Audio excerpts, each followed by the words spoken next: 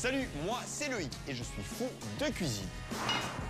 Je vous propose des recettes faciles, savoureuses et toujours dans la bonne humeur. Bienvenue dans ma cuisine. Konnichiwa. Aujourd'hui dans Food Cuisine, je vais préparer une recette japonaise que j'aime beaucoup, le poulet teriyaki avec une peau bien croustillante, bien laquée, bien brillant, servi sur un riz japonais et du tamago. Le tamago, c'est un œuf préparé à la japonaise. Si vous aimez la cuisine asiatique, vous allez adorer cette recette. Je vais commencer par la sauce teriyaki. La sauce teriyaki, elle s'achète toute prête au supermarché, mais on peut très facilement la faire soi-même. Premier ingrédient étant la sauce soja. Cette sauce fermentée à base de blé et de soja. Fort salé, noir de couleur, très très bon. Ici, j'utilise de la sauce soja classique japonaise, pas de la sauce soja sucrée, pas de la sauce soja foncée, non, la classique japonaise. Deuxième ingrédient phare, le mirin, un vin de cuisson japonais, et puis le saké, l'alcool de riz également. Ça, ce sont les trois ingrédients de base pour faire la sauce teriyaki. Pour les quantités, c'est très simple.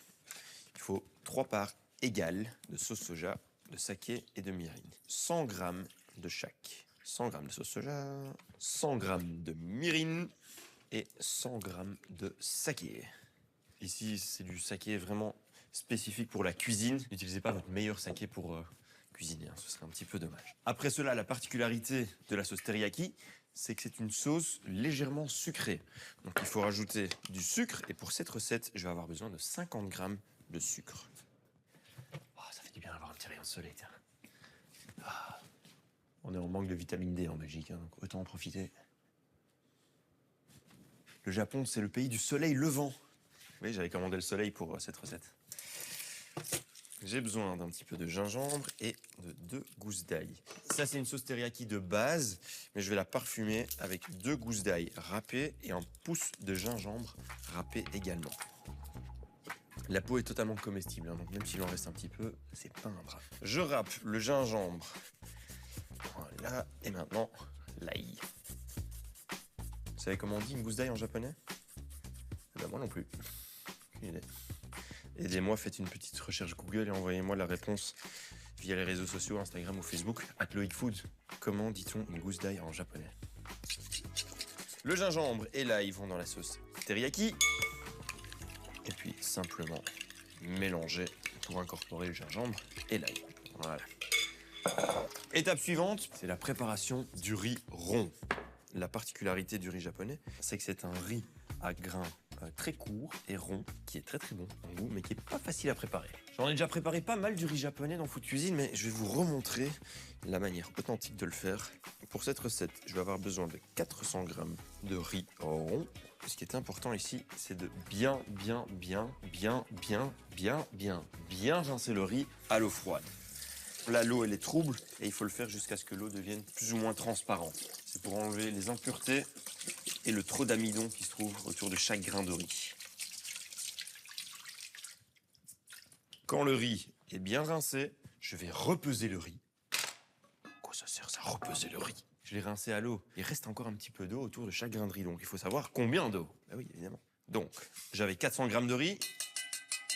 Et maintenant, comme par magie, après le rinçage, j'ai 433 g. Ça veut dire qu'il y a déjà 33 g d'eau dans la casserole. Et là, pour la suite, il faut évidemment encore rajouter de l'eau supplémentaire pour une cuisson convenable. Et moi, ce que j'aime faire comme règle de base, c'est de commencer un ratio 1 par rapport à 1. Donc 400 g de riz pour 400 g d'eau. 800 au total. Parfait. Donc là, je suis à 802.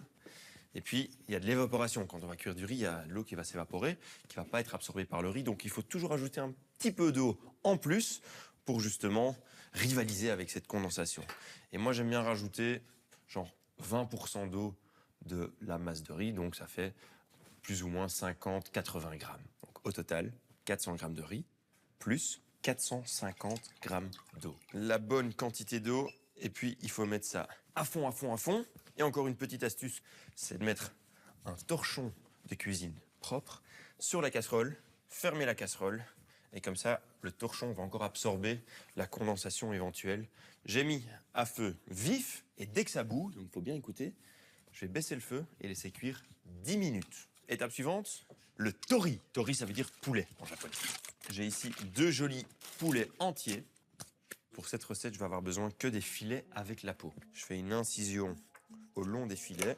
Je descends bien et puis je suis la carcasse tout simplement en essayant de garder la peau. Vous pouvez utiliser des filets de poulet avec peau que vous achetez chez votre boucher, c'est évident.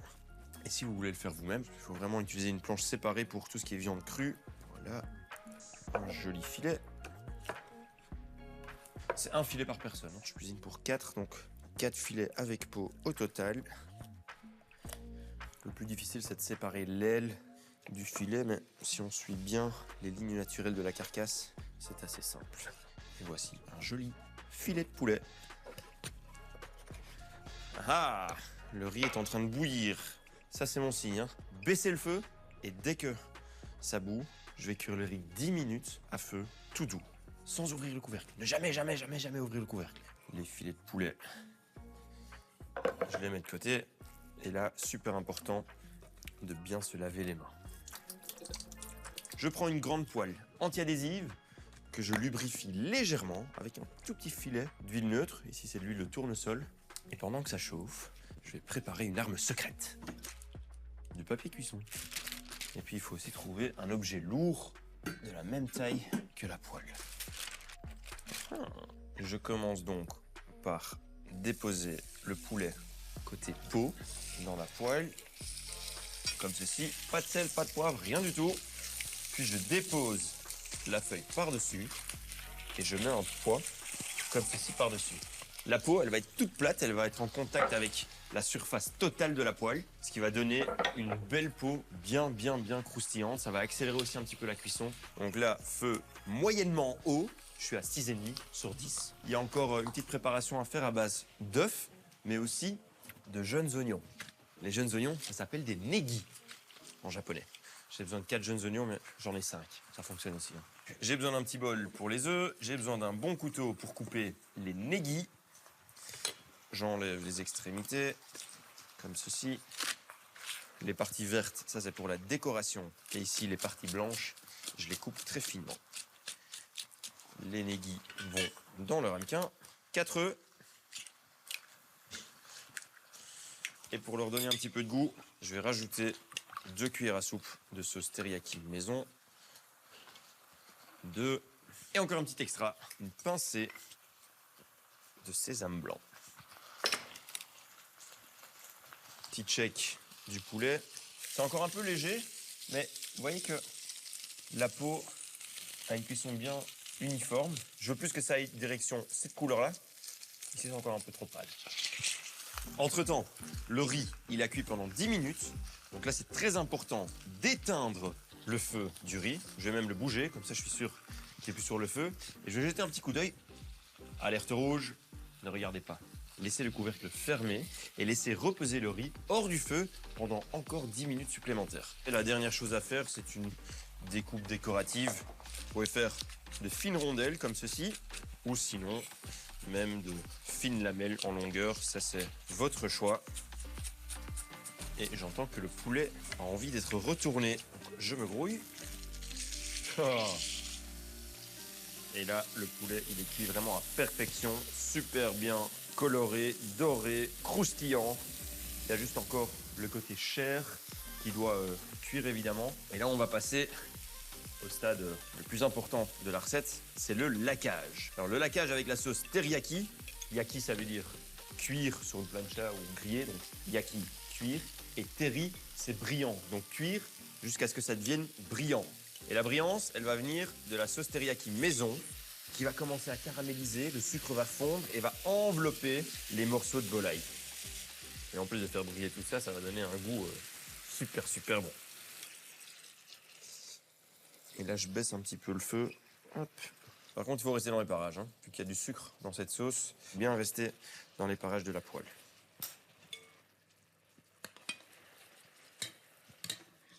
Oui, c'est vraiment une sauce liée, hein. J'éteins les feux. Hop. Le poulet, il faut le laisser reposer 2-3 minutes avant de le découper. Ce qui permet de dresser déjà le riz sur une assiette. Parce que le riz, là, il a reposé aussi le temps qu'il faut. Oh. Je sais pas pourquoi j'ai fait ce bruit, mais le riz, est parfaitement cuit. Il est collant, mais pas trop. On peut identifier chaque grain de riz séparément. Il n'y a plus d'eau dans la casserole. Ça veut dire que le riz est cuit à perfection. Je commence par mettre une belle portion de riz sur assiette. Ah, super, j'ai oublié quelque chose. C'est pas grave. J'ai oublié de cuire les œufs. Alors, il y a ce problème. Ça va être un peu de l'improvisation, mais ça va marcher. Je mets le poulet sur la planche, justement parce qu'il doit reposer. C'était le but, évidemment. Non, j'avais oublié, désolé. Hop, et puis je remets la poêle en cuisson. Et je vais vite faire un œuf brouillé à la japonaise. Quand la poêle est bien chaude, je rajoute les œufs et je vais faire le principe d'un œuf brouillé à l'anglaise, mais cette fois-ci aux saveurs japonaises. Donc, dès que l'œuf est dans la poêle chaude, je remue constamment. C'est pas une omelette, hein. C'est un œuf brouillé qu'il faut. Et si je le fais correctement, ça va vraiment très très vite. En quelques secondes. Super. Pour moi, c'est bon comme ça. Si vous les aimez vraiment bien cuits, cuisez-les plus, mais moi, je veux qu'ils restent un petit peu juteux, les œufs. Comme ça, c'est nickel. Donc, une bonne minute de cuisson. Donc, je commence par déposer un petit peu d'œuf brouillé à la japonaise au sésame. Un petit peu de poivre. Oh là là, regardez-moi ça. Super juteux. Un petit peu de jeunes oignons. Et puis terminer avec un tout petit peu de sésame blanc. Le voilà, le poulet teriyaki avec son riz japonais et un œuf brouillé également à la japonaise. Itadakimasu. Ça veut dire bon appétit. Voilà. Je vous retrouve très vite pour la prochaine recette. Et si vous voulez revoir les autres recettes de Food Cuisine, ça se passe sur RTL Play, l'application, ou sur le site web. Bye bye et bon appétit. Itadakimasu.